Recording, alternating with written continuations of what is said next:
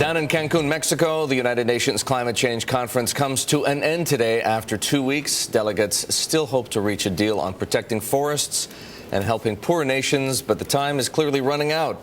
Guy Turner is the Director of Carbon Market Research for Bloomberg New Energy Finance. He's with us this morning from London. Guy, after the disappointment in Copenhagen, a lot of hopes are that something will come out of Cancun. At this point, can we say whether we'll see anything substantive come out of these negotiations? I think at this point it's unlikely. I know that India has made some announcements today, but I think that's likely to be considered too little, too late. And this was always, the expectation. There's a lot of work to be done, and 2 weeks is very little time, particularly when you have 100 countries trying to agree on some pretty tough texts. Let's talk about where the dividing lines are. What is it that is close, and where do countries just seem to be miles apart?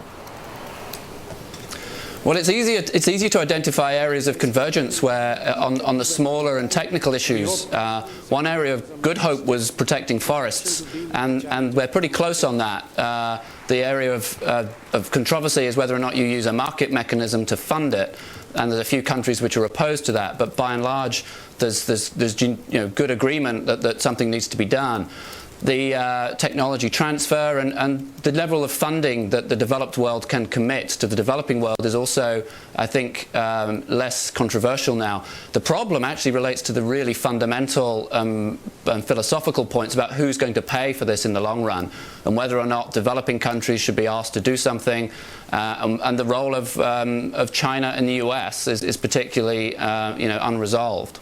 Clearly unresolved. Guy, let's talk about India. The Indian Environmental and Forestry Minister pressed for, I guess, what would you call it, quotas, effectively, that countries like India, the world's fourth largest greenhouse gas emitter, and others ought to be willing to accept binding emissions targets. It's sparking cries of outrage and betrayal in India and among others in the developing world. Does that really highlight the problem here? Well, surely it highlights it, but I actually think it highlights a potential avenue to some positive outcome. India has been one of the most vocal opponents of any kind of constraints on its growth and its emissions, more so than China, in fact.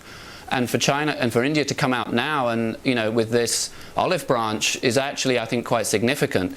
Whether or not that translates into, offering to consider some kind of obligation is very different to actually doing it.